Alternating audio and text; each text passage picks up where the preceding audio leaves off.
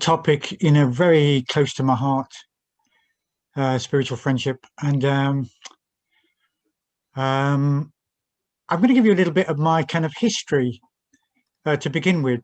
So, Triratna wasn't the first time I ran into the Dharma. I became a Buddhist after hearing a radio program. And during this radio program, there was a story from the life of the Buddha, where the Buddha meets Kisagotami. And I'm not going to go into that story today, but I had expectations of what the Buddha would do with the dead baby, bring it back to life, and that didn't happen. And the teaching he gave to Kisagotami just blew my mind in a way. And I became a Buddhist after that, knowing very, very little about Buddhism. But I think it was the impact of the Buddha's compassion, his wisdom, his personality, deeply, deeply affected me. And I didn't meet another Buddhist for 2.5 years. And this was in 1982. So those who are a little bit older, and there are a few of us here, remember times before the internet.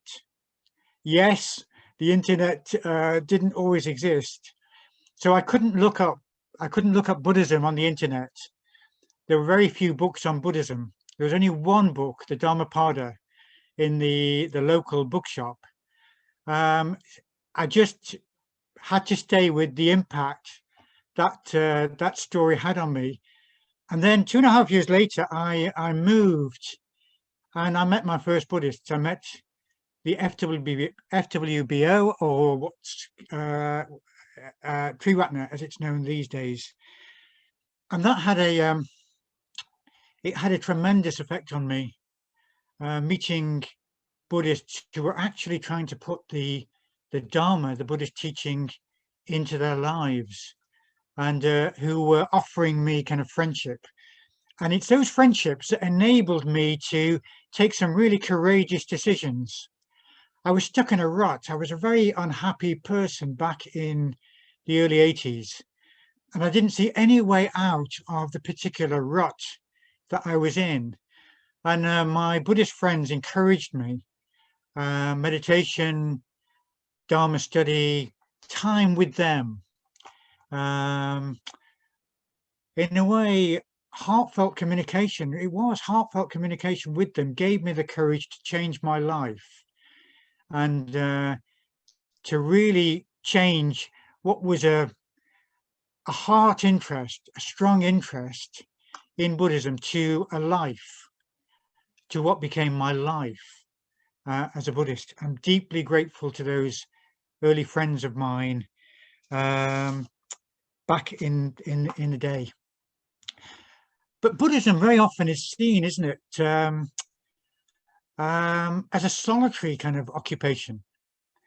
I was reading a Zen article, I think in Tricycle a few years ago, and this Zen practitioner was really concerned that in America, the Sangha could completely be forgotten. You could go and get the teachings online. You didn't actually have to meet with the Sangha. You could meet your teacher online.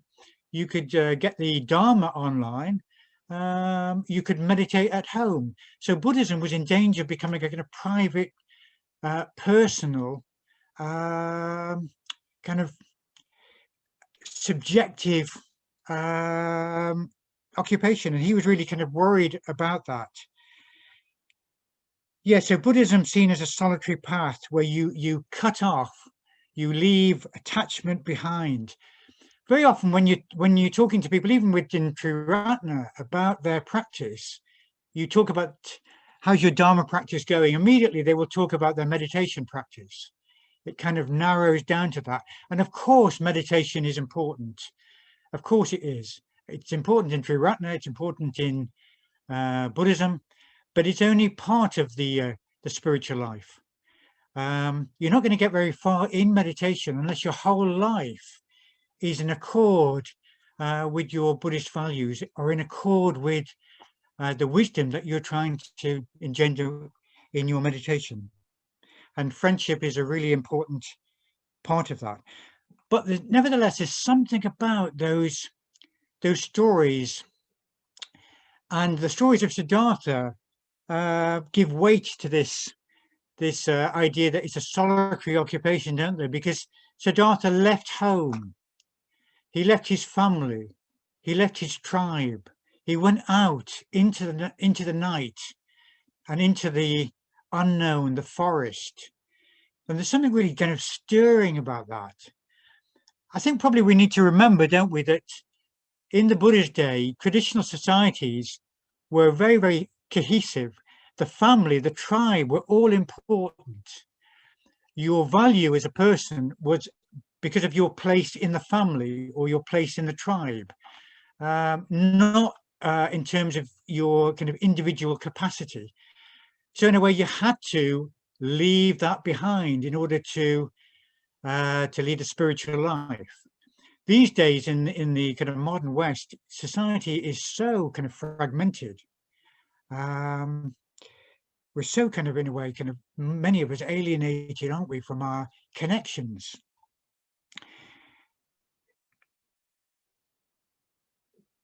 Yes, so the image of Siddhartha leaving home, the central image in Buddhism is very often the lone Buddha, the Buddha sitting in meditation.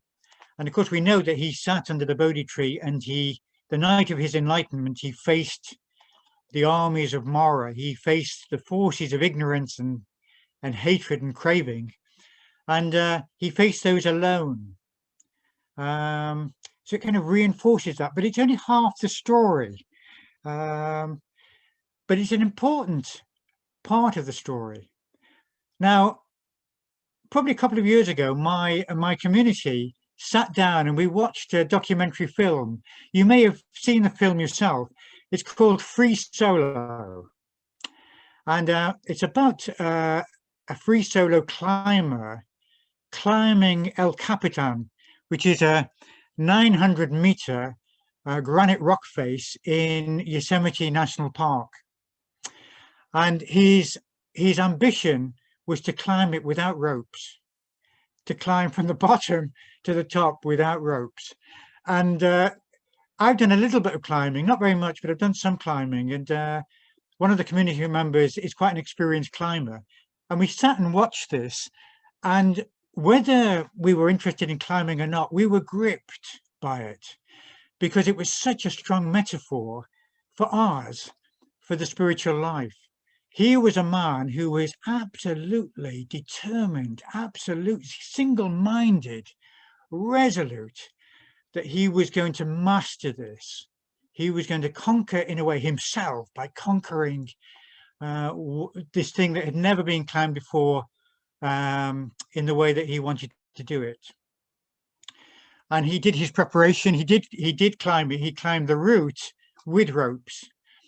And there's a particular tricky part of the climb where he had to leap to the side and find a hold in order to continue the ascent. And he he tried that hold a few times. I tried that jump a few times, and each time, using the ropes, he fell. And he was eventually going to do it without ropes, but each time he practiced it, he fell. And every time he fell, our hearts in the community, our hearts were in our mouths. You know, we were on the edge of our seats, as I said. And he's got a beautiful girlfriend. She's a really, really lovely young woman. And it's obvious that, you know, she really loves him, and she can't understand why he wants to do this.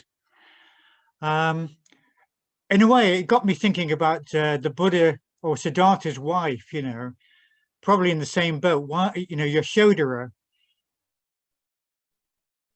wondering why he needed to do this. Anyway, Alex is the man's name. Alex's girlfriend is really perplexed why he wants to do it, but she knows that he has to do it.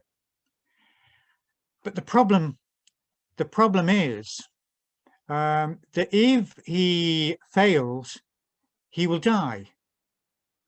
It's a life and death kind of situation. So all is ready. He's got a team of friends who are going to kind of film the climb. All is ready. He sets out. He starts climbing, and at a particular point in the climb, he says, "No, I'm not ready. It's not the time." It's quite late in the season, so that if he doesn't do it now, he won't be able to do it for months. But he won't do it. It's not a death wish he's got. You know, he wants to succeed. So his friends disappointed, but they understand, and he withdraws. Cut to a few months later, he's there again. His friends are there going to film this. His girlfriend is there, but she doesn't want to watch. And he sets out. And does he succeed? Or does he fall? One of the cameramen, who's a good friend of his, said that when he gets to the tricky bit where he has to leap sideways, he's got the camera rolling, but he can't look. He just can't look, because it's not just a person. This is a friend. This man has become a friend. So did he succeed? Well, you'll have to watch the film.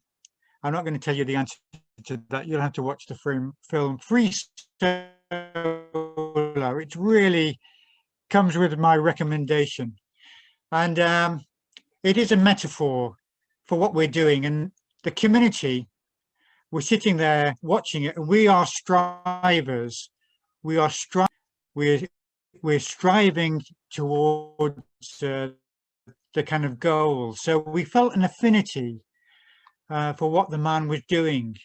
In the end, of course, what he's doing is climbing a mountain. If he succeeds, what then? But still stirring stuff. And when you're watching it, you feel that he's doing this alone. And of course, the climb is done alone, but he's got his friends there. He's got mentors he's talked to. He's got people who are really kind of encouraging and supporting him. He's doing it alone, but he's doing it with others. And I would say that sums up the Buddhist approach kind of very well.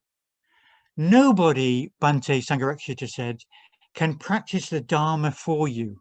Nobody. You have to practice it yourself, but you don't need to practice it by yourself. You can practice it with friends. And in a way, that is the best way. Maybe for many of us, maybe the majority of us, it's the only way. The Buddha was an completely exceptional human being in so many different ways. Now, if you're familiar with Triratna, and you are to some extent, you'll know that Bhante Sangharakshita put a very high premium on spiritual friendship. Buddhism generally does this, but it tends to emphasize vertical spiritual friendship. I'll explain what I mean by that. It emphasizes the relationship between teacher, the more experienced practitioner, and the less experienced. And that is a very important relationship. It's a relationship of spiritual friendship, what Bhante calls vertical spiritual friendship. But he also, unlike many traditions of Buddhism, puts a lot of emphasis on horizontal friendship. He says we can be very good friends to one another. Peer friends, people of more or less the same experience, can be so helpful to one another. And I hope you found this. I certainly have found that to be the case myself. Bhante was my teacher. Bhante was my preceptor. It was difficult to get very much time with Bhante. I understood that. But my spiritual friends, my horizontal spiritual friends, and horizontal comes in different degrees. Sometimes your horizontal friends are more inspired than you, further on than you. Sometimes they're lagging behind a bit. Sometimes you're lagging behind a bit. but my horizontal friends have been a tremendous boon to me, and that's where much of your spiritual life will take place, within that kind of grouping of people. Now, I want to base myself in the Buddha. Sangharakshita, Bhante Sangharakshita, emphasizes the necessity of spiritual friendship. But what does the Buddha say? The Buddha who said, "Fare lonely as the rhinoceros," the Buddha who encouraged people to go alone into the forest to strive. What does the Buddha say about friendship? Well, there's a lovely little story about Ananda and the Buddha. Very well-known story. And Ananda is the Buddha's disciple. He's also the Buddha's friend and attendant. And Ananda would have perhaps moments of deeper reflection, and he would be able to talk to the Buddha about those deeper reflections. And this happened to him one day, where Ananda had a revelation. He had a revelation that spiritual friendship was crucial in one's Buddhist life. He had a revelation that it was so important. It was half the spiritual life. The other half, he thought, was the individual effort you need to make in your spiritual life, in your personal spiritual life. And he goes to the Buddha with this revelation, and he tells him what he's been thinking about. And the Buddha says to Ananda, maybe smiles at Ananda and says, "No, Ananda, no, it's the whole of the spiritual life. It's not half, it's the whole of the spiritual life." Now, what does this mean? What does it mean that it's the whole of the spiritual life? Does it mean that it's enough just to be friendly? It can't mean that, can it? I'm quite friendly, but I found it's not enough. And there's another little story that illustrates what the Buddha means, unpacks what the Buddha means when he says spiritual life is the whole of the spiritual life and not the half. This time it's years earlier, and the Buddha is with another attendant called Maggia. And I imagine Maggia is quite a young man, quite a young monk. And the two of them are alone on the outskirts of a village. Maggia goes in to beg his food in the morning, and on the way back, he sees the ideal conditions for making progress. He sees a beautiful mango grove. Bhante Sangharakshita talks about mango groves in India.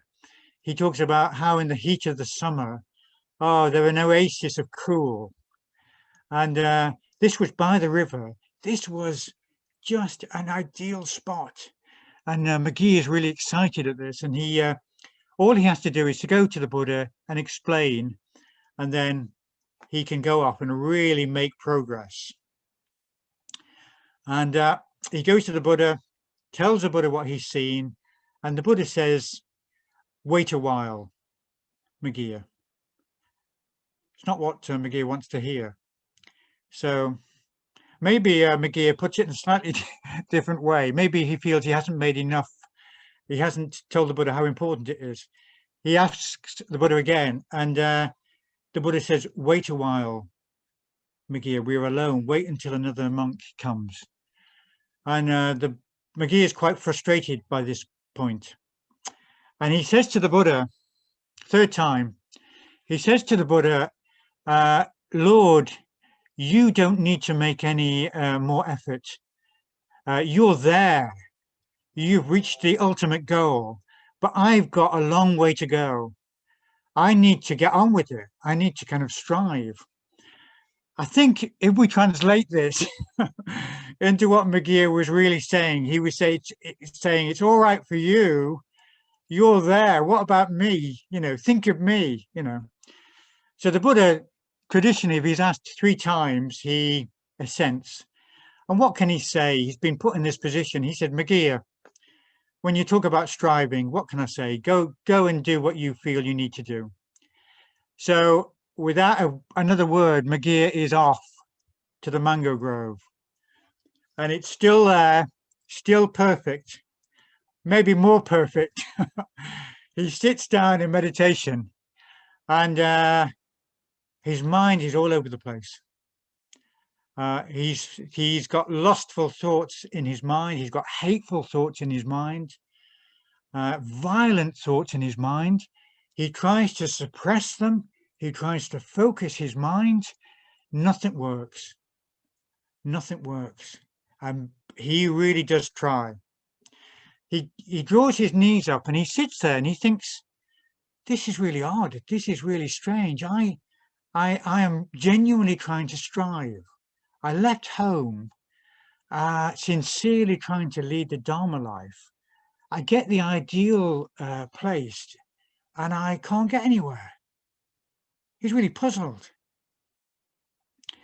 So he goes back to the Buddha. The Buddha sees him coming, sees that Megillah is in a very different state of mind than he was when he went off to the mango grove. And the Buddha does not, after hearing the story, does not say, I told you so, Megillah, as maybe we would. He says to Megillah, Megillah, when the heart's release is immature, when there is still work to do, you need 5 things. And now I'm going to tell you what those 5 things are. So the first thing you need is spiritual friendship. Not in general, you need a specific spiritual friend. You need a spiritual companion. And it sounds like the Buddha is talking about somebody maybe not that far off the experience of Megillah. A horizontal friend. You need a spiritual friend. That's the first thing you need. Second thing you need is you need to be virtuous. You need to be practicing the precepts. You need to be putting the practice into effect. You need to be developing skillful action. Yeah. That's a second thing. Third thing is you need communication. And you need communication that really opens the heart. Communication that really fires up the enthusiasm, fires up your interest in living the Dharma life. We all get dispirited sometimes. Megillah is dispirited at the moment. Having a deeper communication with a spiritual friend sometimes can just change our whole perspective. You need that kind of communication that lights up the heart, ignites the fires of inspiration. The fourth thing you need is energy, your energy roused. And this is always energy in pursuit of the good. Megillah had plenty of energy in the mango grove, but it was kind of going in the wrong place. It was all scattered. So you need your energies focused. You need your energies in a way, at the service of your Dharma life. And that's the fourth thing you need. And if your energy is at the service of your Dharma life, if they're all flowing harmoniously in the same direction, if your mind is focused, positive, deep, then you will find that wisdom will begin to emerge. By dwelling on the Dharma, wisdom will begin to emerge.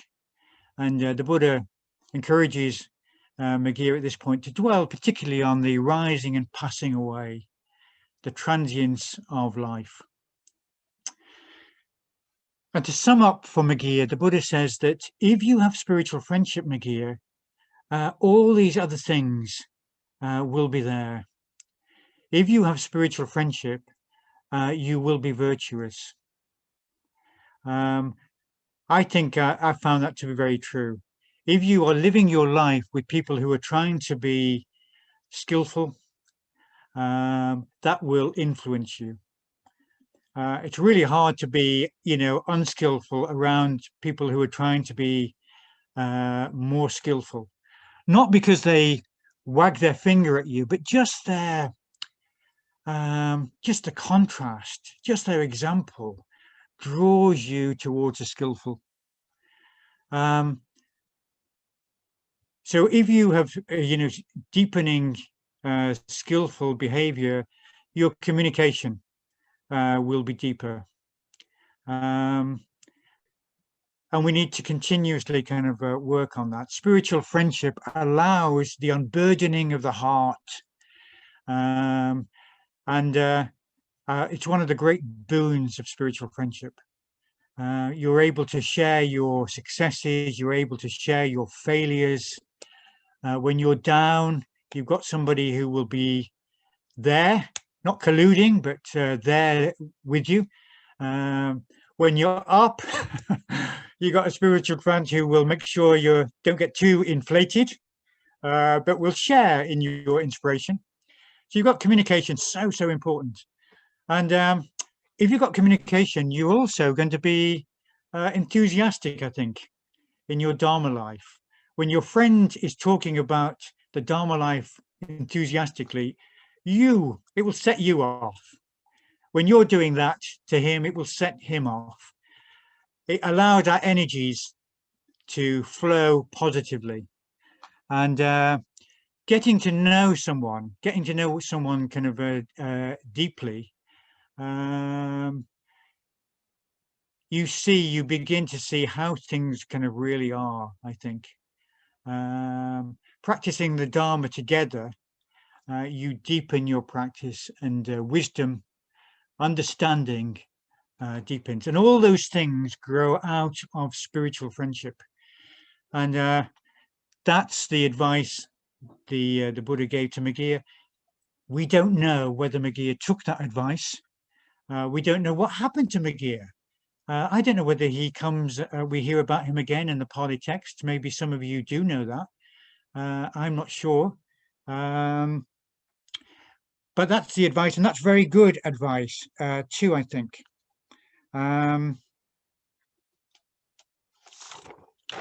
So I'm going to move on to my 5 musts now.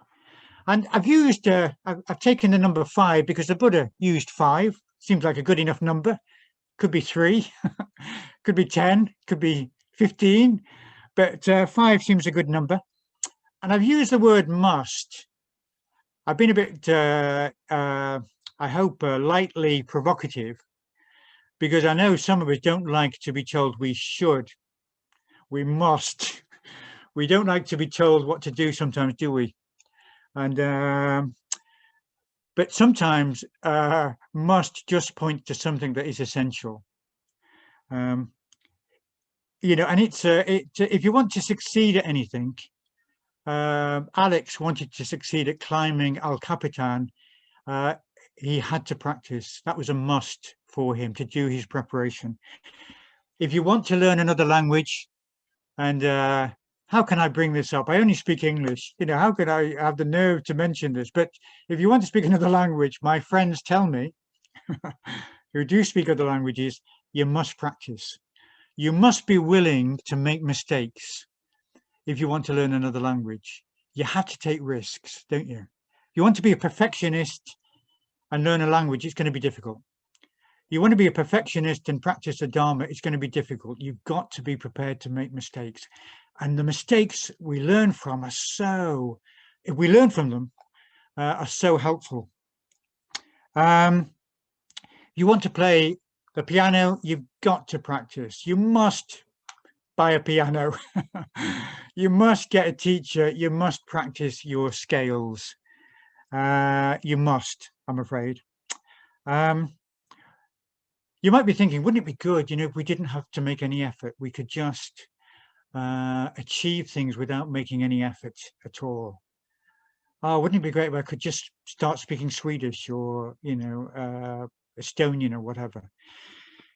I don't think it would. Well, maybe the language would be a good idea, but I don't think generally it would be good if we just achieved something without making any effort.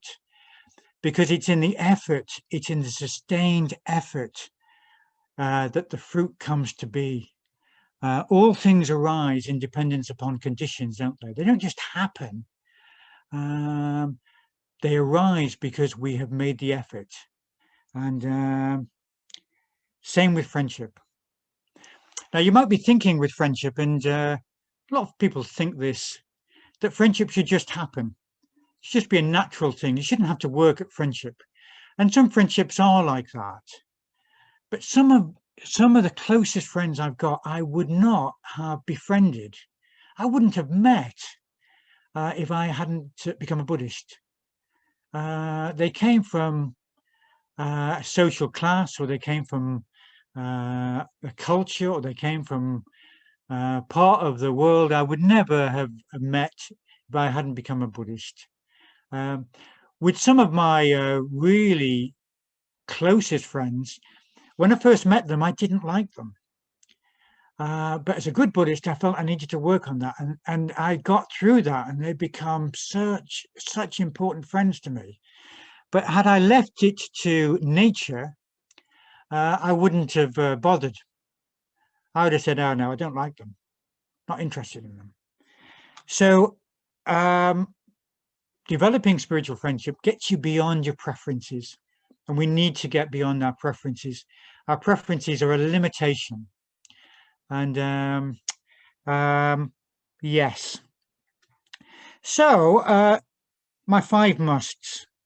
The first is to connect. Simply connect. You don't even need to think about friendship. Just connect with metta, with loving kindness.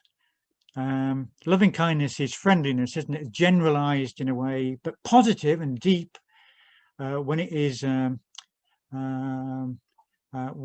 developed. But it's generalized. Friendship is specific and reciprocal. So connect. Notice whether individualism affects your practice. You probably know that Bhante talks about the true individual. And by the true individual, he's not talking about the individualist. The individualist, very often, his world is centered around him. The true individual can go it alone when they need to, but they also feel a deep connection, a deep empathy for others. They can cooperate with others, but they can stand alone when they need to stand alone.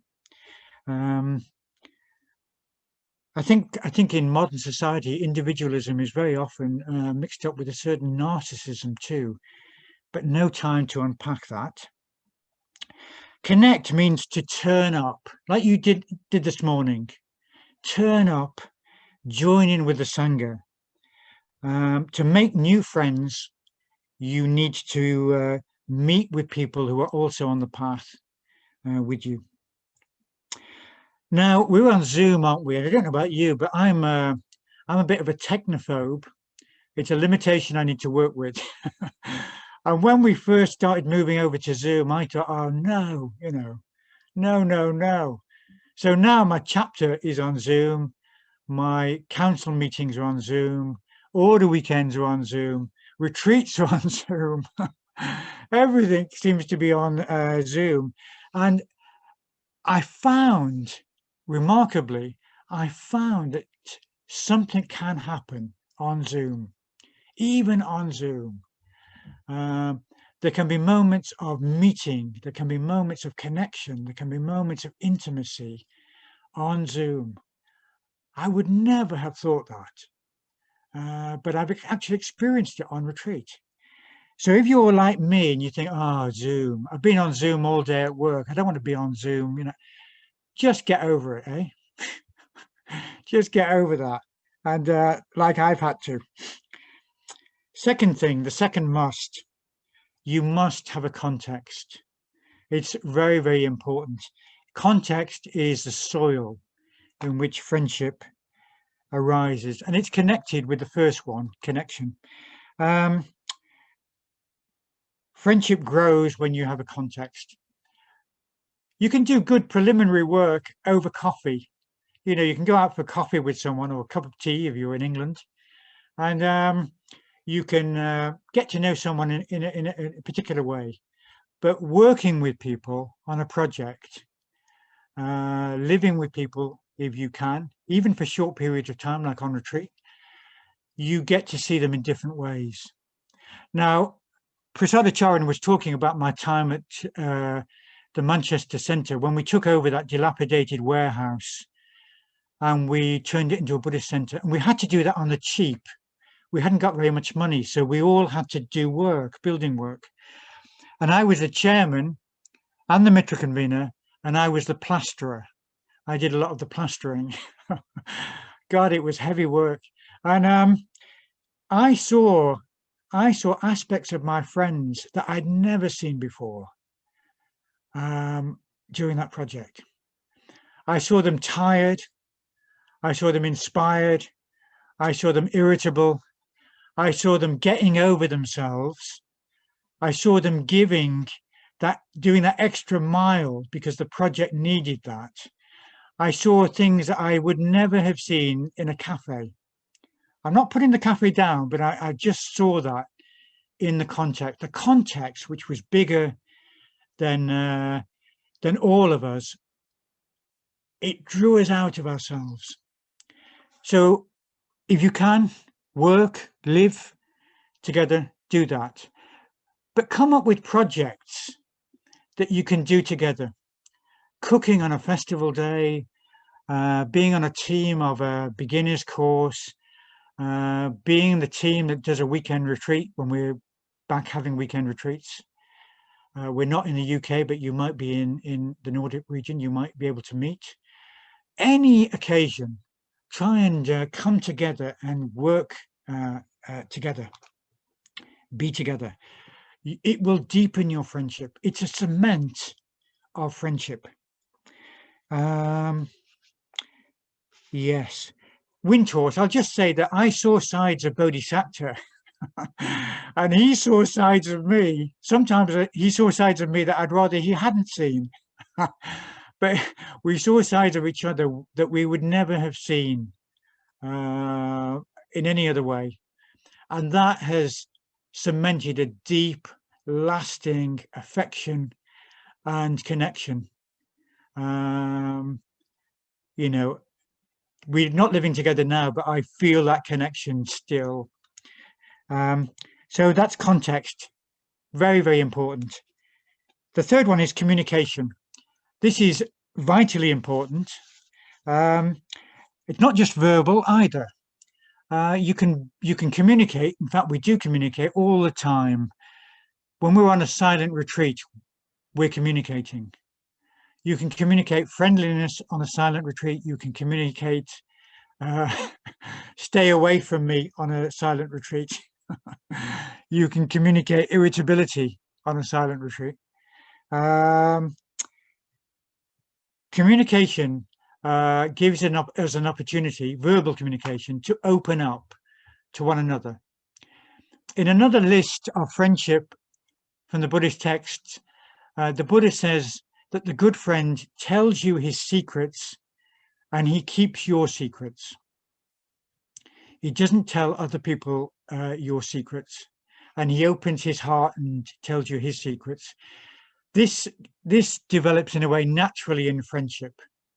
As you deepen your friendship, you naturally start opening up. You might not think of it in terms of secrets, but more that you share deeper things.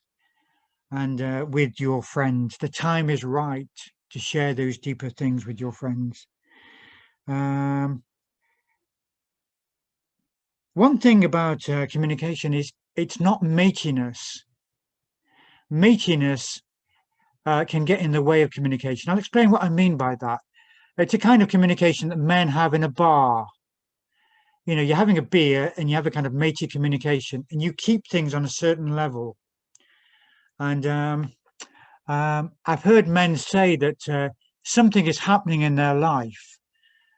Maybe somebody in the family has just been diagnosed with a terminal condition or something really serious. They just can't go there with some people. The matiness, the superficiality doesn't allow things to go deeper. But don't assume it doesn't. Don't assume you can't go deeper sometimes.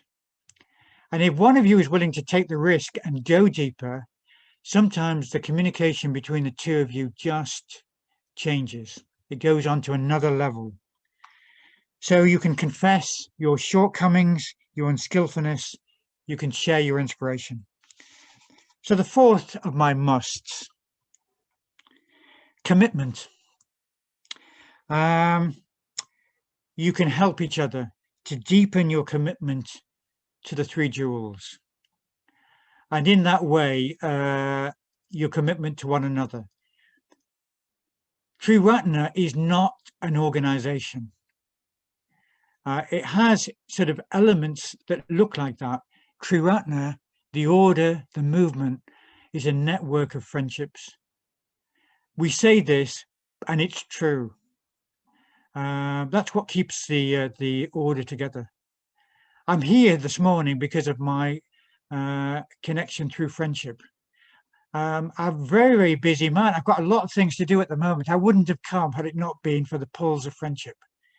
And that will teach me to become friends with people who live abroad. That's an English joke. I don't know whether it translates.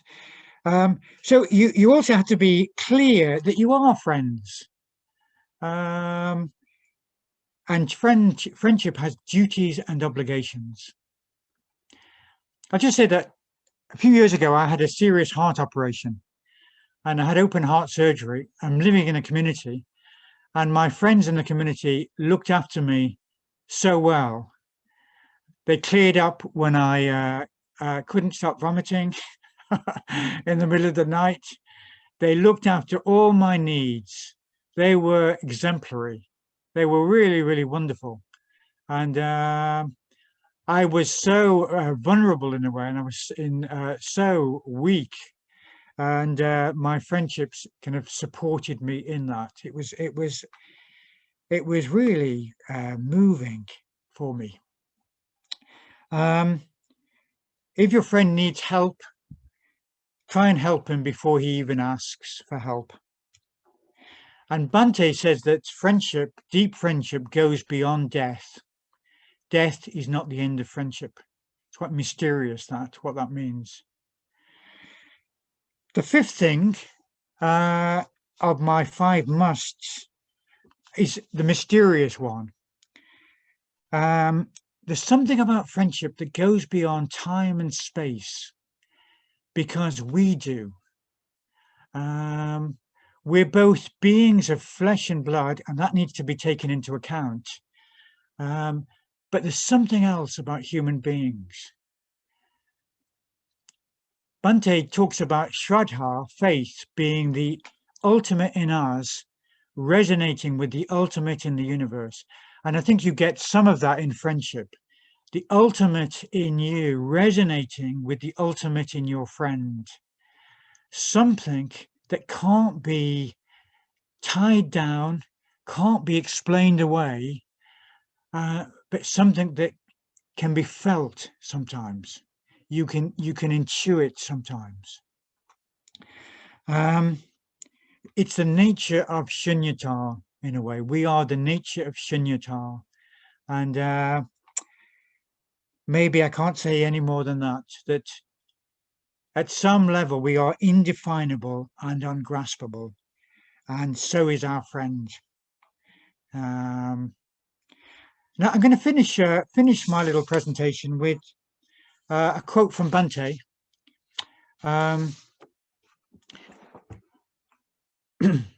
So he says, this is the meaning of friendship from What is a Sangha. This is the quote. This is where the quote comes from. He says, like Megillah, we are often unaware of the extent to which we are dependent spiritually on having personal contact with our spiritual friends. particularly those who are more developed than we are. It is very difficult to make any spiritual progress without them. We may not have the Buddha, but we do have one another. We can help one another, encourage one another in our practice of the Dharma. We can confess our faults and weaknesses to one another. We can share our understanding with one another. We can rejoice in one another's merits. In these ways, we can make a practice of spiritual friendship. No one else can practice the Dharma for us. We have to practice it ourselves, but we do not have to practice it by ourselves. We can practice it in the company of other like-minded people who are trying to do the same. And this is the best way. In fact, the only effective way to practice. Thus, the intimate connection between spiritual friendship and spiritual life starts to come into focus. Spiritual friendship is a training in unselfishness, in egolessness. The development of spiritual friendship is very difficult. Leading the spiritual life is very difficult. Being a Buddhist, a real Buddhist, is very difficult. We need help, and we get that help not only from our teachers, but also from one another.